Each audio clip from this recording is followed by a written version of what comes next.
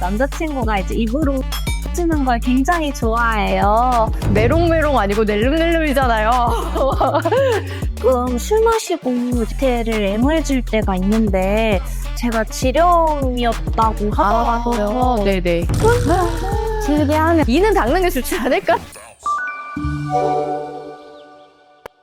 안녕하세요. 산부인과 의사 언니 김지연입니다. 이번 시간 사연자분 만나볼게요. 안녕하세요. 안녕하세요. 저는 35살 낼름낼름이라고 불러주시면 됩니다. 아니 저기 작가님.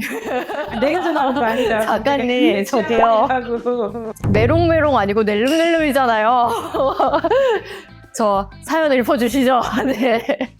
제가 33살까지 이제 모쏠로 지내다가 이제 남자친구 만나면서 이제 뜨겁게 지금 사랑을 하고 있는데요. 남자친구가 이제 입으로 애무해주는 걸 굉장히 좋아해요. 그래가지고 이제 밑에 한 30분? 길게 하면 길게 하면 예, 그 정도 해주는데 아주 네 좋습니다. 아니 남자친구가 연하예요? 네.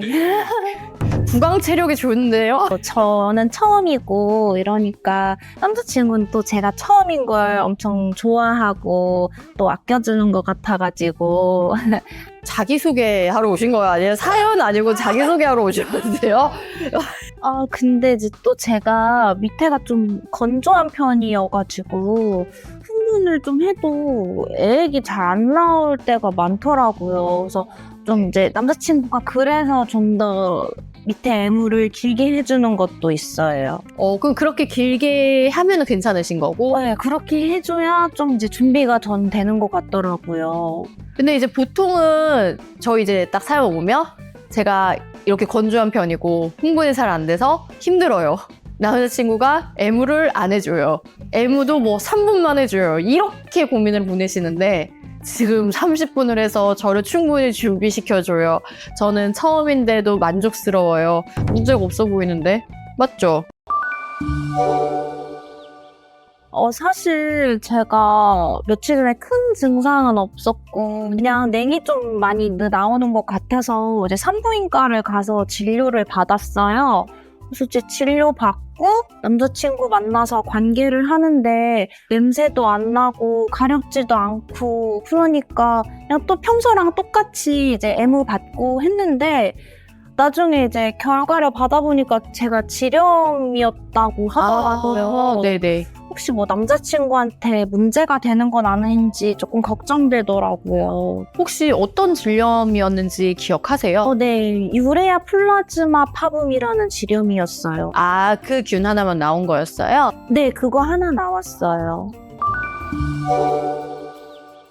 STD 검사라고 하면은 보통 12종 검사를 하게 되고요. 여기에는 12가지 균이 포함이 되어 있어요. 이 균들에 대해서는 영상에서 예전에 아주 열심히 설명을 드렸었거든요. 이 영상을 참고해 주시면 조금 더 도움이 될 거고요. 어쨌든 이 12가지 균이 몽땅 다 성병이 아니에요. 여기에는 공생균도 포함이 되어 있고요. 성관계로만 옮는 균도 포함이 되어 있고요. 바이러스도 포함이 되어 있고 곰팡이균도 포함이 되어 있어요. 이 중에서 성관계로 옮는 아이들은 반드시 치료를 해야 하고 완치가 되기 전에는 성관계를 하시면 안 돼요. 하지만 공생균에 해당하는 아이들은 사실 원래 내가 가지고 있어요. 어떤 날 검사하면 양성이 나오고 어떤 날 검사하면 음성이 나오거든요. 그리고 이 공생균은 남자도 똑같이 가지고 있어요. 그렇기 때문에 이 균들은 원래 있는 애들이기 때문에 없어지지 않아요. 그래서 큰 문제가 되는 균은 아니기는 합니다. 하지만 다른 균들의 같은 경우에는 문제가 되는 아이들도 있어요. 가장 위험한 게 헤르페스. 헤르페스는 입에 굉장히 전염이 잘 되죠. 그래서 헤르페스 바이러스가 있는 경우에는 절대로 하시면 안 되는데 입에 타입 2 헤르페스가 걸리게 되면은 타입 1보다 굉장히 심한 증상을 유발할 수 있게 되거든요. 그러면 꽤나 고생을 할 수 있습니다. 또 하나 좀 조심하셔야 할 게 칸디다라는 곰팡이균이에요. 곰팡이균은 구강에도 감염이 될 수가 있고 구강에도 만성 감염이 될 수도 있거든요. 물론 면역력이 좋은 사람들은 이런 균이 들어와도 잘 무찌를 수 있는데 또 우리 면역력은 항상 자신할 수 없잖아요. 그렇기 때문에 곰팡이균이 들어오면 우리 몸 어디든 다 감염이 될 수 있어요. 장, 구강, 질 이런 것들이 다 감염이 될 수 있기 때문에 곰팡이균도 조심을 하시는 것이 좋습니다. 그러니까 사연자분의 STD 검사는 거의 정상이었다라고 생각을 하시면 될 것 같고요. 그 당시에 좀 냉이 많이 나왔던 거는 아마 배란기이지 않았을까라고 저는 생각을 해요. 그래서 STD 검사에서 양성이 나왔다라고 해서 위험한 균이고 다 치료를 해야 되고 이런 것은 아니다. 여러 가지 임상 증상과 상태에 따라서 치료 여부가 결정이 된다라고 생각을 하시면 될 것 같아요. 그런데 이런 공생균이 입의 공생균은 아니잖아요. 우리 입에 사는 균은 또 아니란 말이에요. 그러면은 위험한 거 아닌가? 사실 이 부분에 대해서는 막 되게 많은 스터디들이 막 있다 없다 하는데 우리의 어떤 구강, 점막의 면역력이 있거든요.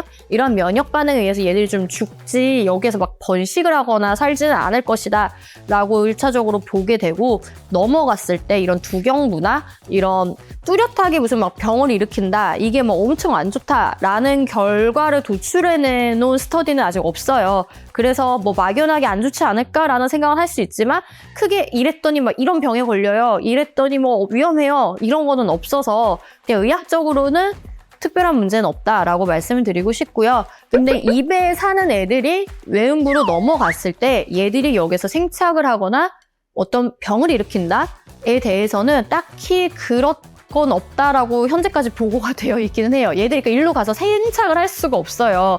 그래서 우리 있는 질의 면역 반응으로 웬만한 균은 다 죽인다라고 알고 있으면 될 것 같고요. 근데 이제 남자친구가 가끔 술 마시고 이제 양치 안 하고 밑에를 애무해질 때가 있는데 혹시 그것 때문에 이제 지렴이 생기거나 뭐 문제가 생기거나 그러진 않을까요? 저는 사실 구강성교에 대해서 제가 막 굉장히 뭐 열려있고 말도 되게 잘하지만 막 엄청 이거를 선호하는 사람은 사실 저는 아니에요. 이는 닦는 게 좋지 않을까라고 그냥 개인적 위생을 생각을 하는데요. 이거는 개인의 위생관념이라고 저는 생각을 해요. 이런 것들이 없었을 때부터 우리 인류는 다 해왔을 거라고 저는 믿어 의심치 않거든요.